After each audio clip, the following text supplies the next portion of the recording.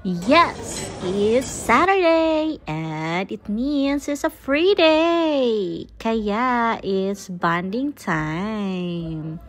So ito na nga, dahil busy kami today and for the upcoming days, kaya wala na kaming time magluto ng lunch for today.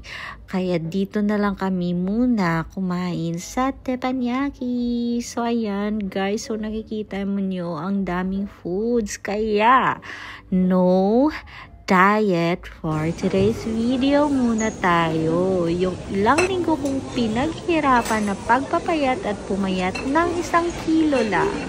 Ngayon magdodoble na naman ulit yung timbang. So nakikita niyo, pwede ka rin magpag-grill dito. At syempre, meron din silang mga fresh na seafood. So yummy. At syempre, ikaw yung mamimili ng iyong mga sauce kung anong flavor ang maging outcome ng iyong teppanyaki. So yun na, kakain muna ako and I'm craving. At saka kompleto sila, in fairness, meron pa silang mga pizza, yan.